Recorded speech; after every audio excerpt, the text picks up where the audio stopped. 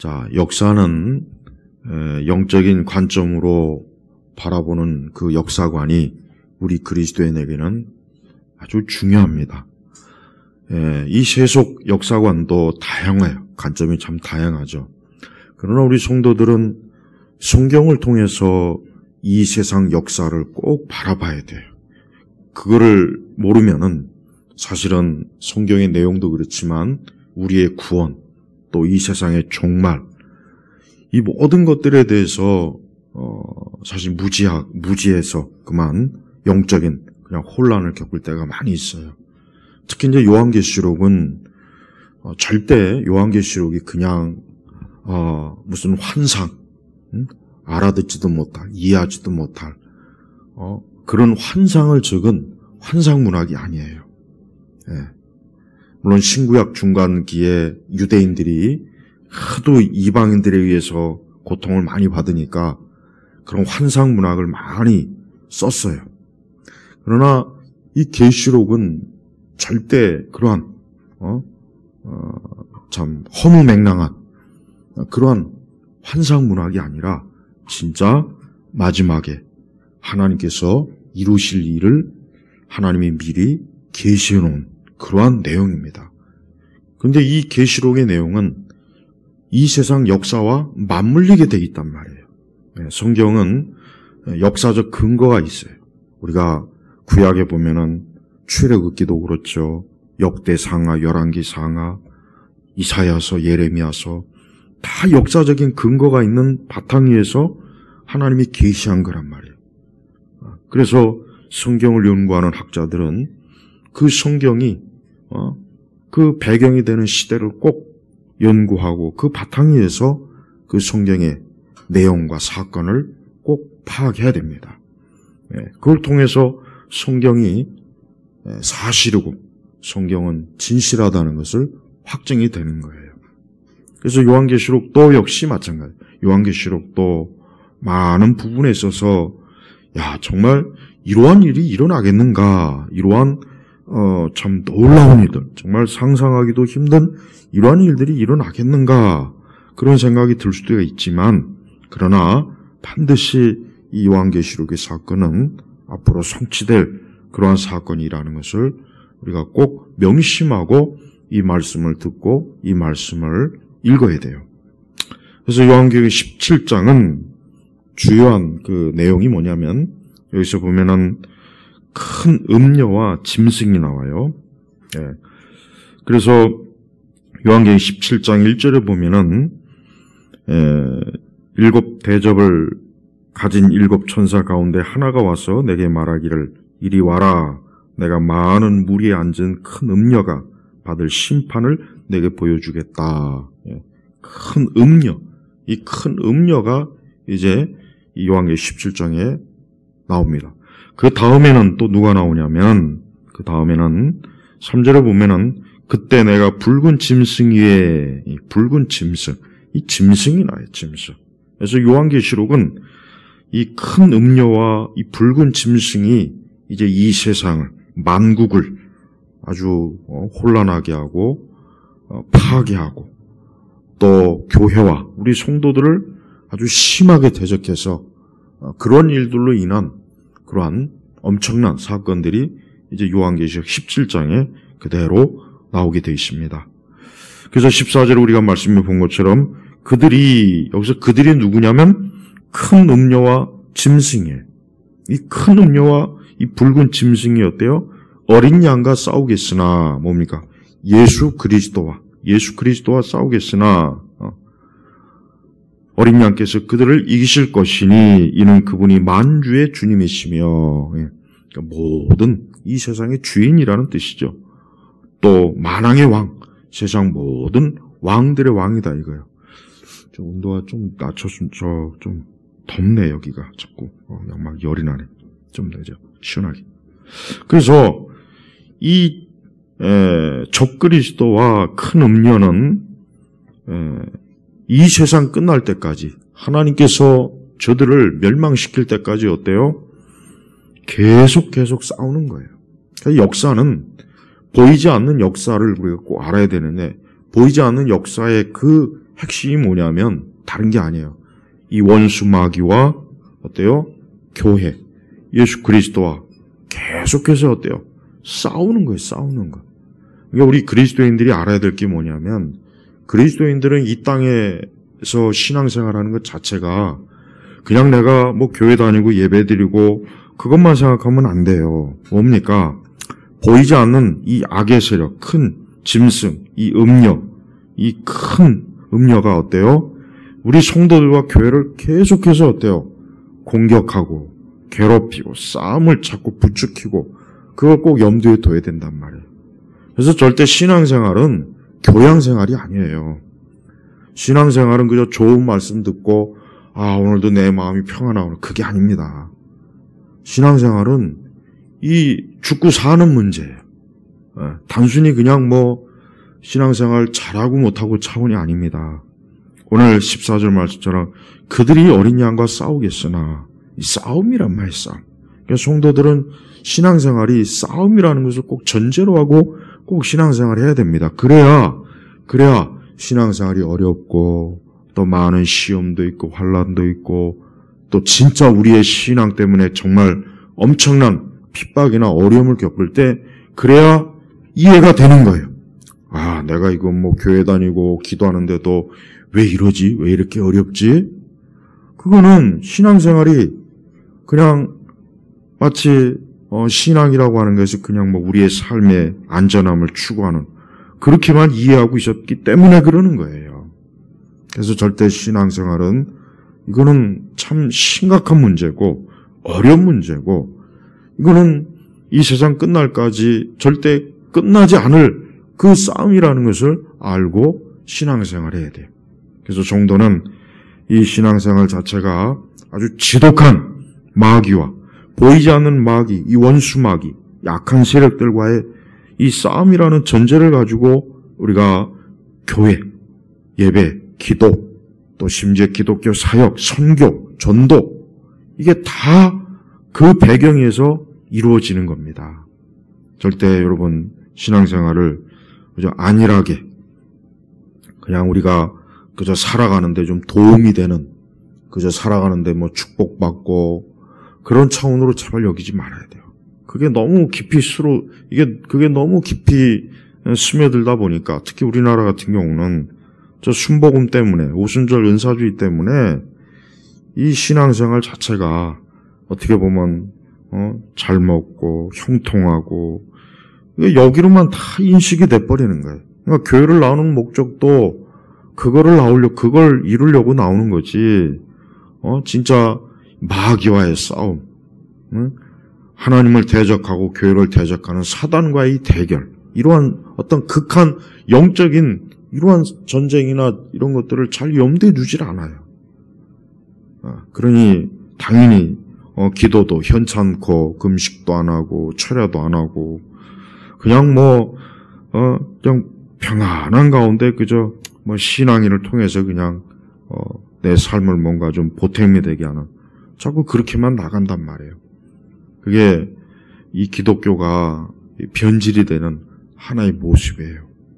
3절에 보면은 그가 성령으로 나를 데리고 갔다 해서 붉은 짐승이 앉아있는 여자를 보았는데 그 짐승은 하나님을 모독하는 이름들로 가득하였으며 일곱 머리와 10뿔을 가지고 있었다. 여기서 말하는 짐승은 로마 카톨릭 적그리스도고 그 다음에 그 짐승에 있는 여자는 우리 18절에 보면은 또 내가 본 그 여자는 땅의 왕들을 다스리는 권세를 가진 큰 성읍이다. 그러니까 이 여자는 1차적으로 로마 천주교다 이렇게 해석하기도 하지만 그러나 그렇게만 해석하면은 좁은 해석이 돼서 안 됩니다. 여기서 여자라는 것은 정치적인 권력을 얘기하는 거예요. 그러니까 이 세상 마지막 때 가면 갈수록 두 가지가 이제 서로 하나가 되는 겁니다. 뭐냐면 정치와 종교가 이제 하나로 다 묶이는 거예요. 그래서 이 여자라고는 이 붉은 적그리스도 위에 탄 여자는 이 세상의 정치적인 권력을 얘기하는 거예요. 그래서 이 세상의 정치적인 권력이 적그리스도의 힘과 권세를 받아서 어때요? 교회를 우리 성도들을 대적하고 싸우고 성도들을 죽이고 파괴하고 무너뜨리는 일을 지극정성으로 아주 열정적으로 하는 거예요. 그래서 2절에 보면은 땅의 왕들이 그 여자와 더불어 음행을 하였고 땅에 사는 자들도 그 여자의 음행의 포도주로 인하여 취하였다. 여기서 말하는 음행이라는 게 뭐겠습니까? 육적인 음행을 얘기하는 것이 아니라 영적으로 온 땅의 종교를 그냥 뒤섞는 거야. 뒤섞여봐. 기독교, 힌두교, 무슬림, 온갖 불교, 세상의 모든 종교들을 어때요? 섞어버리고 거기에 정치적 이 세상의 권력자들도 그 일에 참여하고, 그래서 마지막 때가 되면은 이제 하나님의 교회 빼고는, 진짜 교회 빼고는 나머지 것들은 다 어때요? 다 섞어서 하나로 뭘 경배합니까? 짐승을 경배하게 되는 거예요. 짐승을 경배하게 되는 거예요. 즉 적그리스도를 경배하게 되는 겁니다. 이러한 사실들은 사실 많은 그리스도인들도 이러한 사실들을 들을 때 아마 잘 이해를 못할 거예요. 왜 그러느냐? 이 세상 역사와 영적인 그 역사는 굉장히 뒤섞여져 있어요. 뒤섞여져 있고 날실과 시실처럼 서로 혼합되어 있기 때문에 이러한 것들을 잘 이해할 필요가 있는 거예요. 그래서 이러한 것들을 잘 좀 이해하고 싶으면은 그 알렉산더 히스로비 쓴 2개의 바벨론, 그 다음에 로레인 베트네가 쓴 로마 카톨릭의 사상평가나 또 현대 로마 천주교를 희진이를 그냥 밑으로 들어가게 할겠네. 예배가 자꾸. 그 다음에 현대 카톨릭의 그 진행 상황을 정확히 알고 싶으면은 짐승에 탄 여자, 데이브 원태 책을 본다면 왜 우리가 이 마지막 때, 왜 이 고대, 이 창세기부터 어떤 바벨론이라든가 애굽이라든가 우상을 숭배하는 자들이 계속해서 이 세상의 정치 권력과 맞물려서 결국은 교회, 그다음에 우리 예수님, 그다음에 복음, 특히 우리 믿는 사람들을 계속해서 공격하고 파괴하는지를 정확하게 알 수가 있어요. 그래서 이런 것들을 모르게 되면은 교회가 어떻게 됩니까? 이런 것들을 모르게 되면 그냥 눈에 보이는 것만 가지고 교회와 복음을 해석하게 돼버려요. 근데 그것만 가지고는 너무 많은 허점들이 드러나요. 예를 들면 5절에 보면은 이마에는 비밀이고 바벨론이고 음녀들과 땅에 혐오스러운 것들의 어머니라는 이름이 기록되어 있다. 이 여자의 이마에 기록되어 있다는 거예요. 그럼 이런 말씀을 도대체 어떻게 이해해야 되겠느냐? 그냥 어떤 하나의 시적인 아니면 종교적인 신화의 내용입니까? 그렇지 않아요.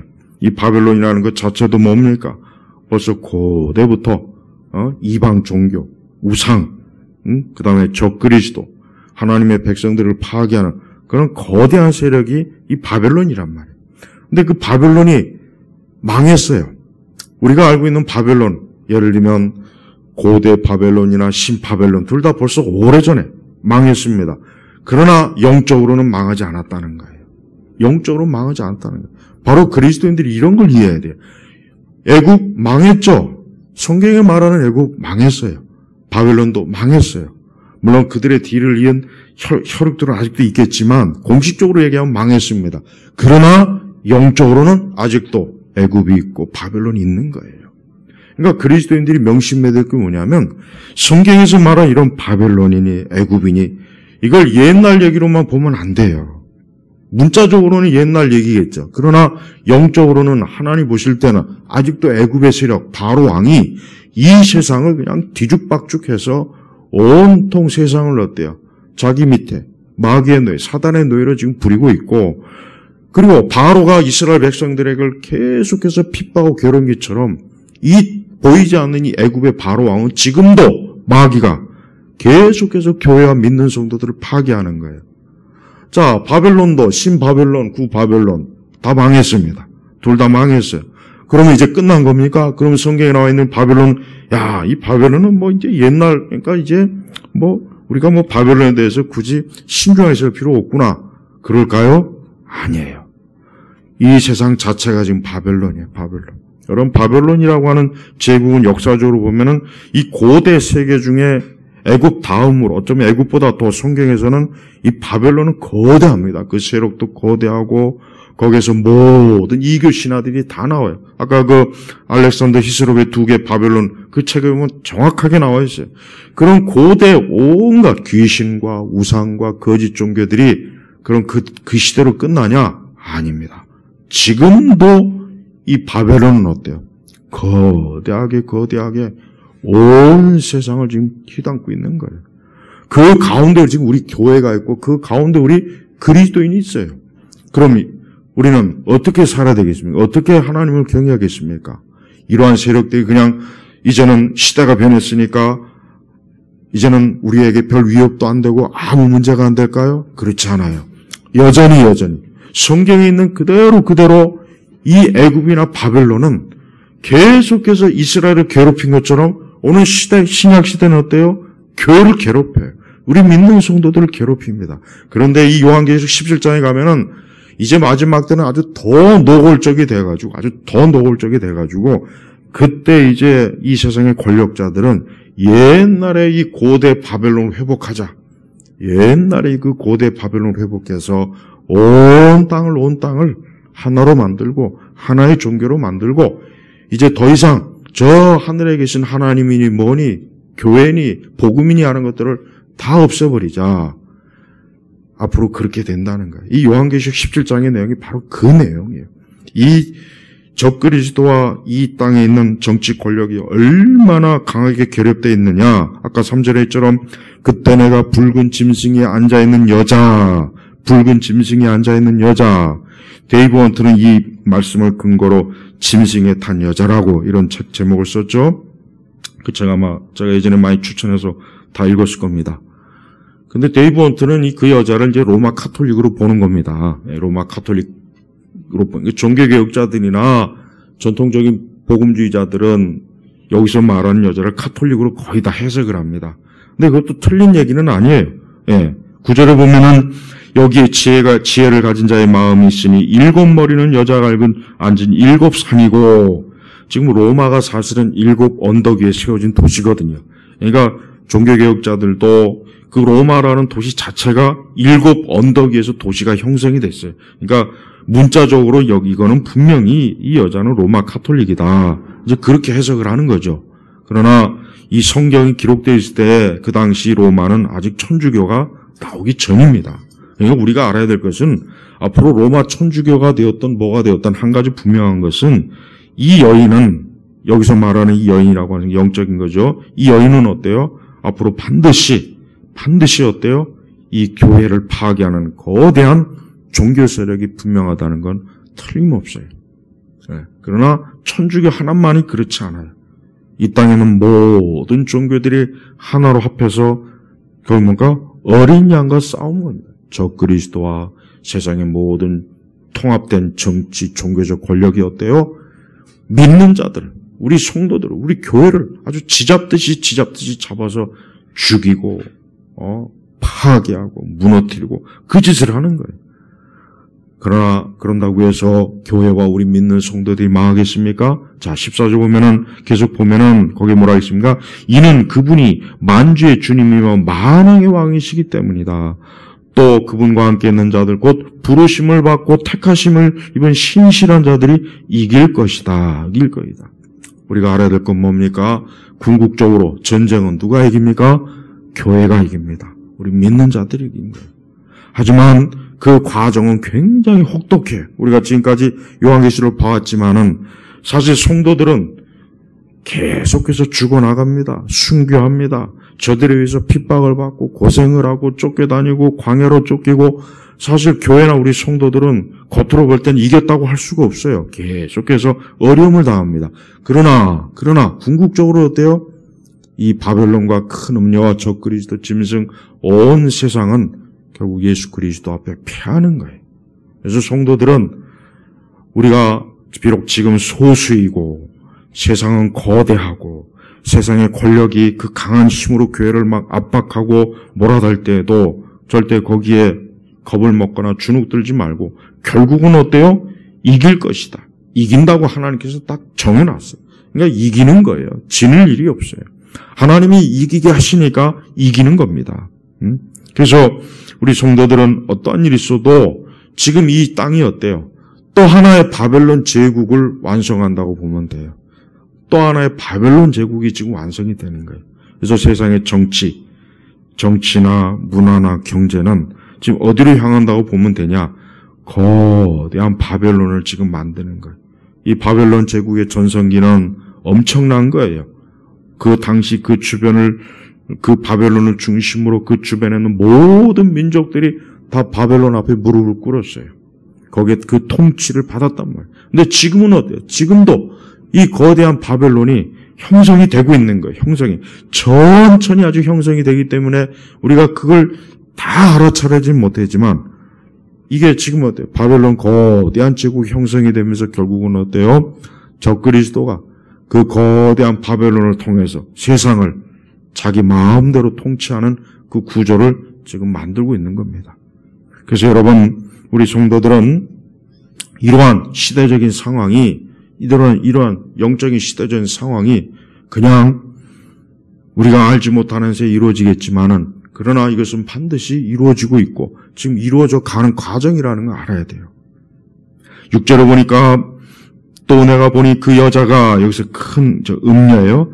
여자가 성도들의 피와 예수님의 증인들의 피에 취하였다. 이 얘기는 뭡니까?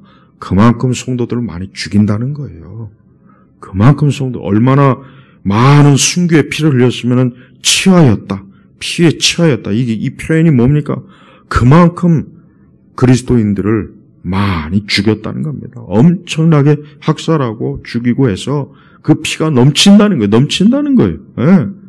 내가 그 여자를 보고서 크게 놀라고 놀랍다. 자, 이 계시를 받은 요한조차도요, 그 여자를 보니, 이 큰 음녀를 보면서 놀란 거예요.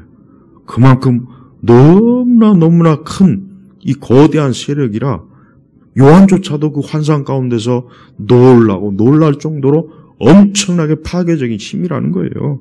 네. 또 8절에 보면은 8절에 보죠. 내가 본 그 짐승은 전에는 있었으나 지금은 없으며 장차 무정행에서 올라와 멸망으로 들어갈 것이다. 땅에 사는 자들로 창세 이후로 그 이름이 생명책에 기록되지 않은 자들이 전에는 있었으나 지금은 없고 장차 나타날 짐승을 보고 놀라게 될 것이다. 예. 이 짐승도 말 그대로 적그리스도입니다. 이 짐승은 원수 마귀예요. 여기서 무적행에서 잠깐 풀려나서 하나님께서 만국을 혼란하게 파괴하는 그러한 권세를 잠깐 하나님이 허용을 하시는 거예요. 그 여자와 함께. 그러니까 17장은 어떻게 보면은 마지막 발악이라고 보물 수 있어요. 이제 마지막 발악이에요. 이제는 이 세상이 온 땅과 온 세상이, 우리가 16절에 봤지만은 온 땅과 온 세상이 자연이 완전히 다 파괴됐죠. 강과 바다와 모든 생물들이 지금 거의 다 씨가 말랐죠. 엄청난 자연재해가 일어났죠. 그러니까 이 큰 음녀와 짐승은 이제 마지막, 이제 최후의 발악으로 어때요? 온 땅을 뒤집으려고 지금 아주 발악을 하는 거예요. 그래서 이 짐승도 무정에서 올라와 아주 그냥 난리를 치고, 또 이 음녀도 어때요? 온 땅의 권력을 다 귀합해. 그래서 12절에 보면은 또 내가 본 뿔은 열왕인데, 예전에 그 80년대나 90년대는 이유다 어쩌고저쩌고 자꾸 그런 해석을 했는데, 그런 해석은 맞지 않습니다. 자꾸 그 시대적인 기준으로 해석해 보려면 시간 지나면 안 맞아요.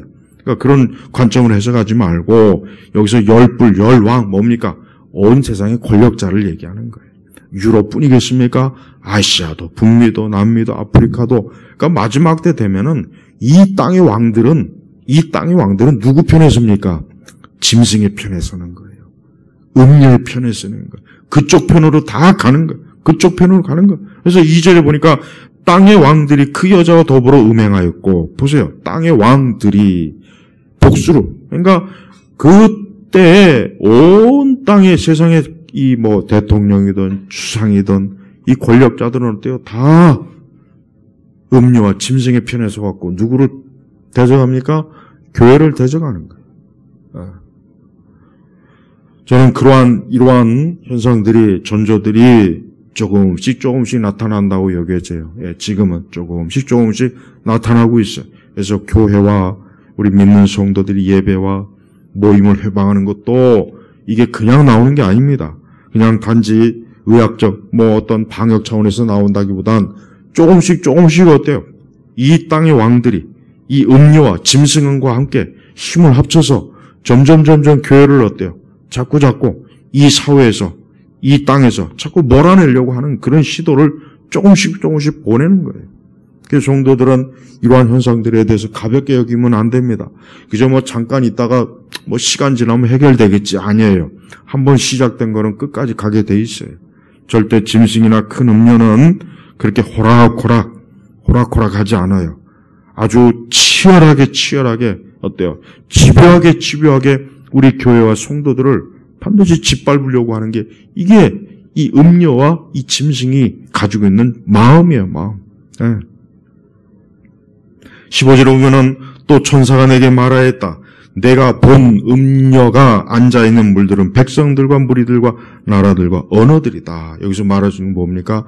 온 세상을 지배하고 있는 거예요. 온 세상. 온 땅을 지금 지배하고 있어요. 그래서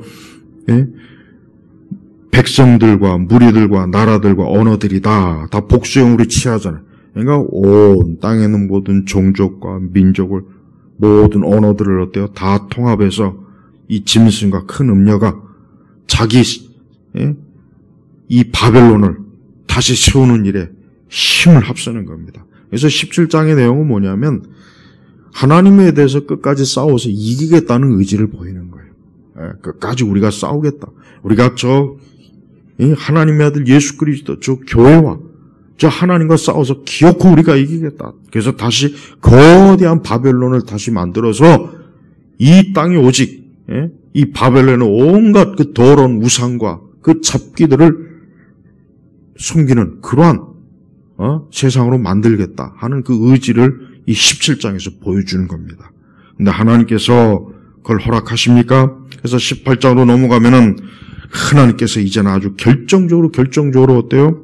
무너뜨려. 그래서 18장 1절에 보면은 이후에 내가 보니 다른 천사가 큰 권세를 그러니까 심판하는 천사입니다. 하늘에서 내려오고 있었는데 땅이 그 영광으로 환해졌다. 그가 힘찬 음성으로 외쳐 말하기를 무너졌다 큰 바벨론이여 하면서 어때요? 이 성은 악령들의 처소와 온갖 더러운 영의 소굴과 더럽고 혐오스러운 온갖 새들의 소굴이 되었다. 그러니까 이 바벨론, 큰 바벨론, 그냥 바벨론도 아니고 이 큰 바벨론은 벌써 어때요? 역사의 시작부터 악령의 처소, 온갖 더러운 영, 소굴, 더럽고 온갖 혐오스러운 것들이 이 바벨론에서 다 거기에 본거지를 두고 온 땅에 퍼뜨린 거예요. 어느 민족이나 어느 종족이나 하나님을 대항하는 모든 것들은 어디서부터 출발하냐면 애국과 바벨론에서 다 나오는 겁니다. 이건 동서양 가릴 거 없어요. 서양만 그런 게 아니라 동양도 마찬가지고 모든 것들이 거기서 다 나오는 것들. 모든 것들이 거기서 다 나와서 어때요? 만국을 온 세상을 더럽히고 파괴시키고 귀신과 악령들의 소굴로 잔뜩 만든 게 바로 이게 마귀가 역사하는 거예요. 근데 하나님께서는 그 가운데 구원의 방주 교회를 딱 세워서 그 교회 안에만 들어오면 어때요? 그 바벨론의 저주와 그 형벌과 그 악령과 그 더러운 것에서부터 하나님께서 이 보호를 하시는 거예요. 그래서 이 교회라고 하는 것은 역시 마지막 때, 창세기도 그랬지만 마지막 때도 뭐냐? 구원이에요. 구원의 방주예요. 교회로 들어와야 됩니다. 교회로 들어와야 이 바벨론의 모든 재앙에서 보호를 받을 수가 있어요. 이 바벨론이라고 하는 것은 아까 제가 말씀드렸지만 지금 이 세상이 바벨론이에요. 마귀나 이 적그리스도는 지금 이 세상을 더 정교한 바벨론으로 만들려고 온 땅의 정치, 군사, 외교, 경제를 하나하나 지금 또다시 재편하고 있어요. 그 목적이 뭐냐? 바벨론을 만드는 거예요. 바벨론을 만들어서 교회를 없애고 믿는 자들을 쫓아내고 이제 더 이상 이 땅에 하나님과 그 아들 예수 그리스도의 이름을 부르는 자들이 없게 만드는 세상을, 그게 바로 바벨론입니다. 그래서 성도들은 우리가 지금 현재 이 땅에 지금 살아있는 것 자체가 어때요? 이건 하나님의 보호하심이 아니면은 우리는 살 수가 없고 견뎌낼 수가 없어요. 그래서 성도들은 우리의 처지를 잘 알아야 돼요. 우리 성도들은 지금 행복한 낙원에 있는 게 아닙니다. 우리의 처지는 뭐냐? 호시탐탐 우리를 죽이려는 이 바벨론의 설계자들이, 악한 원수 마귀들이 우리를 지금 죽이려고, 우리를 파괴시키려고, 우리의 믿음을 무너뜨리려고 계속해서 우리를 압박하고 있다는 것을 성도들은 명심해야 돼요. 많은 그리스도인들이 이 세상을 어떻게 보느냐에 따라서 그 사람은 그 신앙이 결정이 돼요. 절대 세상을 낭만적으로 보면 안 돼요. 세상이 참 아름답구나. 야, 세상이 참 좋구나. 세상이 참 행복하구나. 야, 세상이 참 낭만이 가득하고 기쁨이 가득하고 그럴 것 같구나. 그런 생각할 거 아닙니까? 그렇게 생각하지 말라는 거예요. 성도는 그런 생각을 하면 안 돼요. 여러분, 저 놀이동산이 있어요. 뭐 예를 들면 에버랜드나 디즈니랜드. 거기 가서 놀 때야 재밌겠죠. 재밌고 신나겠죠. 그러나 저녁에 이제 시간이 돼서 딱 폐장을 하면 어때요? 거기에 뭐가 있습니까? 적막이, 어두움밖에 없는 거예요. 바로 이 세상이 그렇습니다. 하나님은 잠깐 동안 이 세상을 그냥 사람들이 먹고 마시고 신나게 놀고, 그래서 사람들은 이 세상이 너무 좋은 줄 알아요. 재밌는 줄 알아요. 가는 곳마다 즐길 게 있고 볼 게 있고. 하지만 딱 그 놀이동산이 폐장하면 뭐가 어둠이 밀려오는 것처럼 하나님의 심판이 오면 세상은 어때요? 이제 어둠이 밀려오는 거예요. 그러니까 성도들은 어떤 일이 있어도 이 세상에 대한 관점을 철저하게, 이 세상은 영적으로 바벨론이다. 악령의 초소다. 더러운 것이 가득한 것이다. 이 땅은 우리가, 적어도 우리 그리스도인들만큼은 지금 이 땅이 절대로 행복하고 평안한 그런 것이 아니라는 것을 알고 어때요? 하나님을 섬기는 일에 온 힘을 기울여야 돼요. 그게 성도예요, 성도. 요한계시록의 말씀을 읽을 정도가 됐으면, 이런 말씀을 들을 정도가 됐으면은 이젠 우리의 신앙이 분명해야 돼요. 나는 절대 이 바벨론에 뿌리 내리지 않겠다. 나는 절대 이 바벨론의 이 멸망의 길에 동참하지 않겠다. 나는 이 바벨론의 이 악한 길에 나는 거기에 참여하지 않겠다. 그 믿음을 더 견고하게 세워야 될 그 때가 된 거예요. 하나님께서 이 바벨론을 결국은 이렇게 무너뜨리는 걸 볼 때 이 바벨론에 속했던 자들도 결국은 어떻게 됩니까? 같이 무너지는 겁니다. 같이 무너지는. 그냥 바벨론이란 도시만 무너지는 것이 아니라 뭡니까? 거기에 속해 있던 모든 사람들이 다 무너지는 거예요. 거기에 있는 사람들도 같이 무너지는 거예요. 같이. 우리 그리스도인들은 어디에 속한 자입니까? 영적으로 우리는 바벨론에 속한 자가 아니에요. 우리는 어디에 속해 있습니까? 하나님의 아들 그 예수 그리스도께서 세우신 하나님의 나라에 속한 자예요. 우리는 거기에 속해 있어요. 거기에 속해 있기 때문에 우리는 무너지지 않습니다. 망하지 않습니다. 하나님은 자기 백성과 자기 교회를 철저하게 보호해요. 그 대신 이 바벨론은 무너뜨려요. 바벨론은 무너뜨려요. 성경 창세기부터 보세요. 하나님을 대적한 이 애국과 바벨론 세력들이 하는 짓을 봐요. 하나님의 백성들을 파괴하고 하나님의 사람들을 죽이려고 그러고 계속해서 따라왔어요. 계속. 신약에 들어오니까 예수님을 또 따라다녔죠. 그 이후에 또 예수님이 승천한 이후에는 사도들을 또 따라다녔어요. 사도들이 이 세상을 떠나니까 이제는 그 사도들을 통해서 세워진 교회를 또 따라다닙니다. 그러니까 이 바벨론의 세력은 절대 세상이 망할 때까지 없어지질 않아요. 그래서 성도는 철저하게 내가 지금 속한 것은 바벨론이구나. 심지어 우리의 가정, 우리의 직장, 우리의 사는 이 터전 자체도 사실은 바벨론에 있는 거예요. 바벨론에 있는 겁니다. 그래서 우리 성도들은 이 땅에 있는 어떤 것에도 거기에 애착을 가지면 안 돼요. 왜? 바벨론에 속한 건 다 무너지게 돼 있어요. 이 다음에 하나님 나라에 이 땅에 가져갈 게 뭐가 있습니까? 뭘 가져갑니까? 가져갈 게 단 한 가지도 있습니까? 뭐 우리의 직장을 가져갑니까? 뭐 우리의 소유물을 가져갑니까? 아니면 우리의 뭐 지식을 가져갑니까? 우리의 부를 가져갑니까? 가져갈 게 뭐가 있어요? 아무것도 없어요. 하나님 나라는 이 바벨론에 속한 거는 하나도 가져가지 못해요. 가져갈 수도 없고 가져갈 수도 안 되는 거예요. 왜? 바벨론 자체가 어때요? 혐오스럽거든요. 그래서 혐오스러운 온갖 새들이 소굴이 되었다. 소굴. 그러니까 이 땅 자체는 하나님 나라하고는 완전히 정반대. 하나님 나라는 어떻습니까? 천국은 거기는 거룩하고 흠이 없고 정결하고 거기엔 생명, 거기엔 죽음과 슬픔과 질병과 저주가 없어요. 그러나 바벨론은 어때요? 그게 가득한 거예요. 그래서 여러분 지금 이 세상을 보십시오. 세상 봐요. 세상은 겉으로는 문화가 화려하고 아름다워 보이고 기술이 발달해서 점점 사람들이 더 살기 좋고 편안해 보이지만 그러나 그 어둠은 가시지 않아요. 어디에 있으나 죽음이 있죠. 어디에 있으나 질병이라는 게 있고 어디에 있으나 고통이 있고 환난이 있고 괴로움이 있고 어디에 있으나 제약의 열매가 있고 어디에 있으나 전쟁이 있고 어디에 있으나 파괴가 있고 어디에 있으나 싸움이 있어요. 그러니까 이 세상 바벨론은 어딜 가나 그런 게 없는 것이 없는 거예요. 우리가 그런 것이 없는 것이 어딘가 세계 지도를 쫙 펼쳐놓고 찾아봐도 단 한 군데도 그런 것이 있습니까? 없습니다. 왜? 이 세상 바벨론은 애초부터가 하나님 보시기에는 어때요? 더러운 영의 소굴, 더럽고 온갖 혐오스러운 새들이 소굴이 되었다. 소굴이요, 소굴. 강도의 소굴이고 더러운 음행의 소굴이고 우상의 소굴이고 저주의 소굴이고 죽음과 심판의 소굴이에요. 그러니까 바벨론은 절대로 겉으로는 환상적으로 보이지만 속은 어때요? 그 속은 바로 이렇게 더럽고 악한 것이 가득해요. 우리 성도 여러분, 우리가 예수님 믿는 게 뭔지 아십니까? 하나님께서 사람을 예수님 믿고 구원하는 게 뭐냐? 이 바벨론에서 건지는 거예요. 구원은 바로 그걸 얘기하는 겁니다.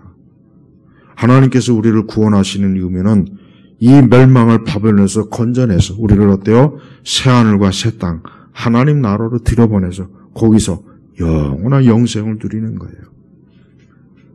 제발 성도들이 이 땅이 바벨론이고 이 땅 바벨론은 좋은 것이 하나도 없다는 것 꼭 명심하세요. 절대 성도는 진짜 하나님을 믿고 예수님을 믿고 진짜 영적으로 거듭난 성도는 절대 이 세상이 좋다는 생각을 하지 않게 됩니다. 그가 처음에는 혹 그런 생각을 좀 가질 수 있지만 그가 하나님을 경외하고 섬기는 그 신앙이 정말 깊어지면 깊어질수록 이 땅은 바벨론이구나, 악한 소굴이구나, 이 땅은 평화가 없구나, 평안이 없구나, 여긴 생명이 없구나, 나는 여기서 절대로 오래 영생을 누릴 수 있는 곳이 아니구나 하는 것을 체험적으로 하게 됩니다. 그래서 성도들은 어때요?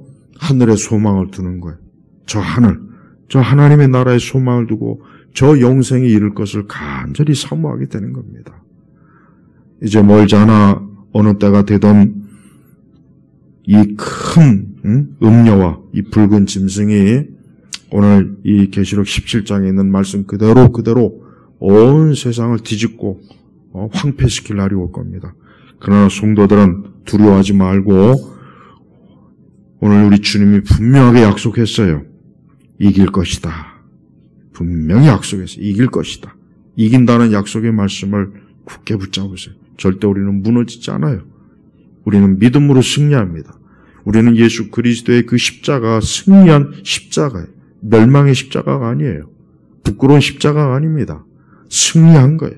마귀의, 뱀의 머리를 부서뜨린 거예요.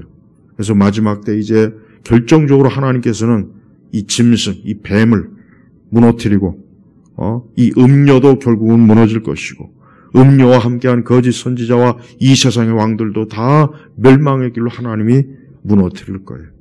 그러니 절대 여러분 믿음을 지키십시오. 그리스도 예수 안에 있는 믿음을 좀 지키세요. 그 믿음을 굳건히 하십시오. 여러분의 눈앞에 뭐 어려움이 있고 현실에 환란이 있고 뭐 세상에 이 바벨론에서 주어지는 온갖 좋지 못한 것, 혹 우리를 미혹하고 유혹하는 것이 있어도 거기에 넘어가지 마시고 어린 양 대신 예수님을 끝까지 믿음으로 붙잡고 하나님 나라 들어가기를 힘쓰는 그런 성도가 되길 주의 이름으로 축복합니다. 기도하겠습니다. 하나님 아버지 감사합니다. 오늘 이 시간에도 우리 주님께서 마지막 때 일어날 말씀을 계시록을 통해서 우리에게 알려주셨습니다. 우리가 이 말씀을 들을 때나 읽을 때나 우리는 이 말씀이 반드시 성취되고 앞으로 일어날 일이라는 것을 경고 삼아 오늘의 우리의 신앙과 믿음을 주님께 의탁하며 영적으로나 모든 면에서 하나님 나라에 속한 자로 우리의 발걸음을 딛게 하시옵소서. 오늘도 이 말씀을 듣고 이 말씀에 따라 산 이들을 축복해 주시며 하나님께서 저들을 복된 주의 나라로 이끌어 주옵소서. 예수님의 이름으로 기도 올렸습니다. 아멘.